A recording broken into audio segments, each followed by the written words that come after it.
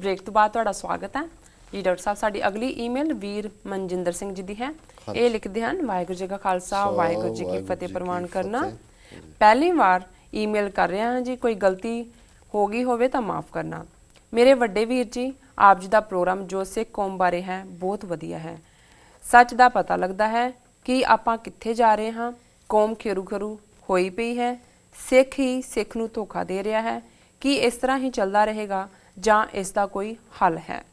अज दा सिख किस पार्टी उपर भरोसा करे, कौन पंथक है जां कौन नहीं।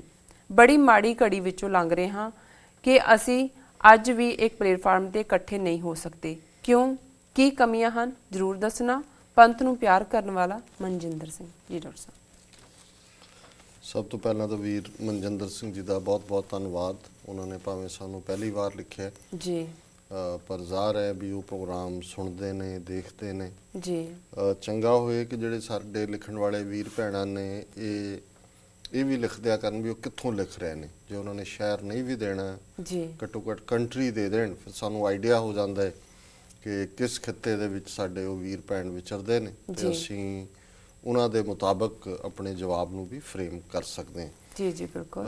उन्होंने जोड़ा प्रोग्राम की शलाघा की है। उन्होंने कहा भी सच का पता लगता है जी। देखो असी भी सच दे ढूंढाऊ हाँ।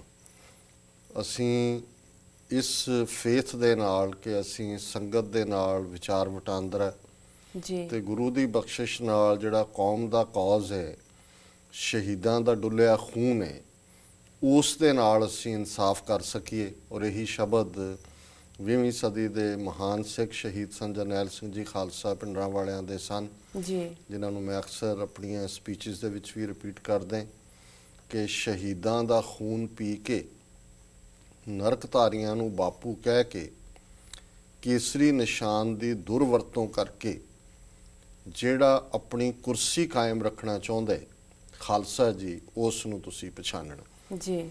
ਹੁਣ मैं कई बार सोचता है भी ये इतिहास की क्यों जी आयरनी है कि अज उसे टकसाल ते बैठे जां उसदे ही अगले मुखी उदे ही गोद च ही बैठे ने जाके जिन्हें शहीदां दा खून पीते।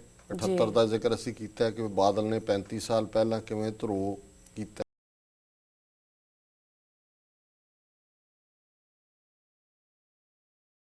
शहीदियां दे उन्होंने जाम पीते, घरां वाल पिछे परत के नहीं देखिया जी। ते ये शहीदां दा खून पी के कुर्सियां ते बैठे जिहड़े ने इन्हां नूं ये भुल ही गया भी इन्हां नूं कुर्सी किने दित्ती। और संतां दी ये कैटागोरीकल वार्निंग जे तुसीं इहदे सारे ही शब्द देखो तो अकाली लीडरशिप वाल इन जनरल और बादल वाल खासकर जांदे ने कि शहीदां दा खून भी इन्हें पीता है जां इहदा जिहड़ा कोड़मा उन्होंने पीता है। जी। नरकधारियां नूं बापू कहना यही हुण अमृतसरों सेफ कढ के नरकधारी नूं कौन लैके गया बाहर, जी, जी। किने उस फैसले की अपील भी नहीं की, यही प्रकाश सिंह बादल। केसरी निशान की दुरवरतों किने की, इन्हां ने। और ये सब तो वड्डा 5वीं बार मुख मंत्री बने जी। ते कौन ये सारा कुछ करके कुर्सी कायम रखना चाहुंदा है, ये भी सामने है। जी, जी। हुण जिहड़ा वीर ने, क्योंकि ये कोट रैलेवेंट सी इन्हां दे सवाल के जवाब च कि उन्होंने कहा भी सिख ही सिख नूं धोखा दे रहे, असीं किहदे ते इतबार करिए, पंथक कौन है नहीं है। जी। सो मैं समझदा भी इहदे लई थोड़ा जिहा सानू जे असीं अपने आप नूं थिंक मोड ते ले आईए जां सोचण वल लाईए ते करतूतां दस रहीआं हुंदियां ने, तुहानूं किसे तो पुछण जाण दी लोड़ ही नहीं है। जी। हुण जदों असीं किसे दी शक्ल सूरत दे नाल किसी चीज़ का नतीजा कढ़ना चाहांगे तो जिवें पहली ईमेल च वीर ने लिखिया सी कि किवें एजेंसियां ने फैसला किया भी असी टकसाल दे विच वाड़ना है, बिहार दे उन्होंने कुछ पहिए लए, उन्होंने केस रखाए, उन्होंने चौंक महते छड्डिया कि उत्थे ट्रेनिंग लो, उत्थों करके उन्होंने फिट किया कोई एक गुरुद्वारे जा कोई दूजे जा साडे हिस्से च खुश ने जी भईए सिख बन रहे हैं। जी, जी। उत्थों आए है जी। पर हुण वो ऑपरेशन किवें एजेंसियां ने कीता है, वो तो उत्थों लिया के कीते ते जिहड़े ऑलरेडी बने हुए ने उन्हां चों खरीदने किन्ने औखे ने। जी, जी। और हैरानी इस गल दी हुंदी है, मेरे एक पाकिस्तानी मित्र एक बार कहण लगे वाशिंगटन DC जी। मैनूं कहंदे डॉक्टर साहब गल ये नहीं है भी अपने लोग विक जाते हैं, विकते तो चलो दुनिया भर च आए ने लोग, पर कहंदे बहुत सस्ते विक जाते। सो इत्थे तो एक पासपोर्ट लैण लई विकण नूं तैयार ने, कहणगे जी दसो ਕੀ ਕਰਨਾ ਹੈ, ਕਿਹਨੂੰ ਰੋਕਣਾ ਹੈ, ਕਿਹਨੂੰ ਬੁਲਾਉਣਾ ਹੈ, ਕਿਹਨੂੰ ਐਂਬੈਸਡਰ। ਜੇ ਸੰਗਤ ਜਿਹੜੀ ਹੈ ਉਸ ਤੋਂ ਘਬਰਾਉਂਦੇ ਨੇ ਵੀ ਵਿੱਚੋਂ ਕੋਈ ਵਿਰੋਧ ਨਾ ਕਰੇ, ਤੇ ਦਿਨ ਵੇਲੇ ਸ਼ਾਮ ਨੂੰ ਹੀ ਐਂਬੈਸਡਰ ਕੌਂਸਲੇਟ ਨੂੰ ਕਹਿੰਦੇ ਨੇ ਜੀ ਤੂੰ ਆ ਜਾ, ਸਰੋਪੇ ਪਹਿਲਾਂ ਹੀ ਰੱਖੇ ਹੁੰਦੇ ਨੇ ਗਲ 'ਚ ਪਾਉਣ ਨੂੰ, ਪਾ ਕੇ ਫੋਟੋਆਂ ਲਵਾ ਲੈਂਦੇ ਨੇ ਜੀ। ਤੇ ਐਂਬੈਸਡਰ ਵੀ ਜਾ ਕੇ ਆਪਣੀ ਜਿਹੜੀ ਹੈ ਉਹ ਲੈ ਲੈਂਦਾ ਇਨਕਰੀਮੈਂਟ ਕਿ ਦੇਖੋ ਜੀ ਅਸੀਂ ਗੁਰਦੁਆਰਿਆਂ 'ਚ ਘੁਸਪੈਠ ਕਰ ਲਈ, ਦੇਖੋ ਜੀ ਫਲਾਂ ਗੁਰਦੁਆਰੇ 'ਚ। ਜੀ ਐਤਕੀ ਯੂਬਾ ਸਿਟੀ ਦੇ ਨਗਰ ਕੀਰਤਨ ਦੇ ਮੌਕੇ 4 ਦਿਨ ਪਹਿਲਾਂ ਮੇਨ ਦਿਨ ਤੋਂ ਨੰਬਰ 2 ਬੰਦਾ ਮਿਸ਼ਨ ਦਾ ਜਿਹੜਾ ਉੱਥੇ ਜਾ ਕੇ ਗਲ 'ਚ ਸਰੋਪਾ ਪਵਾ ਕੇ ਆ ਗਿਆ। ਜੀ। ਹੁਣ ਇਹ ਐਵੇਂ ਤਾਂ ਨਹੀਂ ਹੁੰਦਾ, ਜਦੋਂ ਕਿਤੇ ਵੀ ਇਹ ਜਾਂਦੇ ਨੇ ਸ਼ੋਰ ਕਰਦੇ ਨੇ ਵੀ ਕੋਈ ਉੱਥੇ ਜਾ ਕੇ ਕੋਈ ਕੁੱਟ ਨਾ ਪੈ ਜਾਏ।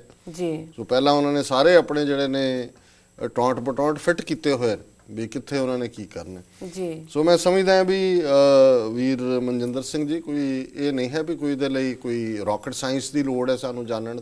ਤੁਹਾਡੇ ਸਾਹਮਣੇ ਜੀ। ਜੀ। ਜੇ ਬਾਦਲ ਦਾ ਉਹਦੀ ਪਾਰਟੀ ਦਾ ਇਹ ਕਿਰਦਾਰ ਹੈ, ਦੂਸਰਿਆਂ ਦਾ ਤੁਹਾਡੇ ਸਾਹਮਣੇ ਜਿਹੜੇ ਪੰਥ ਦੇ ਲਈ ਜੂਝ ਰਹੇ ਨੇ ਉਹ ਧਿਰਾਂ ਨੇ, ਭਾਵੇਂ ਕਮਜ਼ੋਰ ਹੋਣਗੀਆਂ, ਕਈ ਵਾਰ ਉਹਨਾਂ ਤੋਂ ਵੀ ਗਲਤੀਆਂ ਹੁੰਦੀਆਂ ਨੇ, ਪਰ ਜਿਹੜੇ ਖਲੋਤੇ ਹੋਏ ਨੇ, ਜੇ ਅਕਾਲੀ ਦਲ ਅੰਮ੍ਰਿਤਸਰ ਹੈ, ਅਕਾਲੀ ਦਲ ਪੰਚ ਪ੍ਰਧਾਨੀ ਹੈ, ਦਲ ਖਾਲਸਾ ਹੈ, ਕੁਛ ਤਾਂ ਕਰਦੇ ਨੇ। ਸਾਰਾ ਕੁਝ ਉਵੇਂ ਨਾ ਕਰਦੇ ਹੁਣ ਜਿਵੇਂ ਅਸੀਂ ਵੀ ਚਾਹੁੰਦੇ ਹਾਂ, ਪਰ ਇਹ ਨਹੀਂ ਹੈ ਵੀ ਸਾਨੂੰ ਇਹ ਕੋਈ ਲੱਭਣ ਦੀ ਲੋੜ ਹੈ ਵੀ ਅਸੀਂ ਕਿਹਦੇ ਨਾਲ ਲੱਗਣਾ। ਅਸੀਂ ਇਹ ਫੈਸਲਾ ਕਰੀਏ ਕਿ ਭਾਈ ਅਸੀਂ ਜਿਹੜਾ ਵੀ ਜਿੱਥੇ ਵੀ ਕੋਈ ਪੰਥ ਦੀ ਗੱਲ ਕਰਦਾ ਹੈ, ਭਾਵੇਂ ਬਾਹਰਲੇ ਮੁਲਕਾਂ 'ਚ ਹੈ ਜਾਂ ਉੱਥੋਂ ਦੇ, ਉਹਨਾਂ ਦਾ ਸਾਥ ਦੇਈਏ। ਸੋ ਉਹਦੇ 'ਚੋਂ ਅਲਟੀਮੇਟਲੀ ਆਪੇ ਹੀ ਗੁਰੂ ਕਿਰਪਾ ਕਰਨਗੇ, ਕੋਈ ਸਾਡੀ ਗੱਲ ਨੂੰ ਅੱਗੇ ਤੋਰਨ ਵਾਲਾ ਮਾਹੌਲ ਵੀ ਬਣਦਾ ਜਾਏਗਾ। ਇਸ ਵੇਲੇ ਇੱਕ ਰਿਵਾਈਵਲ ਵੀ ਹੈਗੀ। ਅੱਜ ਇੱਕ ਸੱਜਣ ਕਹਿ ਰਹੇ ਸੀ, ਕਹਿੰਦੇ ਜੀ ਜਿਵੇਂ ਹਾਲਤ ਸਾਡੇ ਅੱਜ ਤੋਂ 5-6 ਸਾਲ ਪਹਿਲਾਂ ਸੀ ਮੂਵਮੈਂਟ ਦੇ, ਹੁਣ ਬਿਲਕੁਲ ਟੋਟਲ ਰਿਵਰਸਲ ਹੋ ਰਹੀ ਹੈ। ਨਵੀਂ ਜਨਰੇਸ਼ਨ ਜਿਵੇਂ ਸਾਰੀ ਮੂਵਮੈਂਟ ਚਾਰੇ ਪਾਸੇ ਚੱਲੀ ਹੈ, ਅਕਾਊਂਟੇਬਿਲਟੀ, ਪ੍ਰੋਟੈਸਟ, ਪੈਟੀਸ਼ਨ, ਮੈਮੋਰੈਂਡਮ, ਆਵਾਜ਼, ਇਹ ਨਹੀਂ ਹੈ ਵੀ ਅਸੀਂ ਕਮਜ਼ੋਰ ਹੈ। ਇਹ ਠੀਕ ਹੈ ਵੀ ਉਹ ਸਟਰੈਂਥ ਜਿਹੜੀ 80s ਦੀ ਸੀ ਉਹ ਅਸੀਂ ਗਵਾਈ ਹੈ, ਲੇਕਿਨ ਇਹਦੇ ਬਾਵਜੂਦ ਜਿਵੇਂ ਕਹਿੰਦੇ ਨੇ ਵੀ we are coming back. And ਇਸ ਭਾਵਨਾ ਦੇ ਨਾਲ ਵੀ ਅਸੀਂ ਕੀ ਕਰ ਸਕਦੇ ਇਹ ਜ਼ਰੂਰ ਰੱਖੀਏ ਕਿ ਭਾਈ ਸਾਡਾ ਕੀ ਰੋਲ ਹੈ ਔਰ ਉਸ ਰੋਲ ਨੂੰ ਅਦਾ ਵੀ ਕਰੀਏ। ਜੀ ਡਾਕਟਰ ਸਾਹਿਬ, ਤੁਹਾਡਾ ਬਹੁਤ ਬਹੁਤ ਧੰਨਵਾਦ। ਤੁਸੀਂ ਆਪਣੇ ਵਿਚਾਰ ਸਾਡੇ ਦਰਸ਼ਕਾਂ ਨਾਲ ਸਾਂਝੇ ਕੀਤੇ ਤੇ ਹਿਸਟਰੀ ਅਸੀਂ ਬਾਅਦ ਚ ਪੁੱਛਾਂਗੇ, ਪਹਿਲਾਂ ਬ੍ਰੇਕ ਤੇ ਚਲੇ ਜਾਂਦੇ ਹਾਂ। ਫਿਰ ਤੁਸੀਂ ਸਾਡੇ ਨਾਲ ਇਸ ਤਰ੍ਹਾਂ ਜੁੜੇ ਰਹੋ, ਮਿਲਦੇ ਹਾਂ ਕਮਰਸ਼ੀਅਲ ਬ੍ਰੇਕ ਤੋਂ ਬਾਅਦ।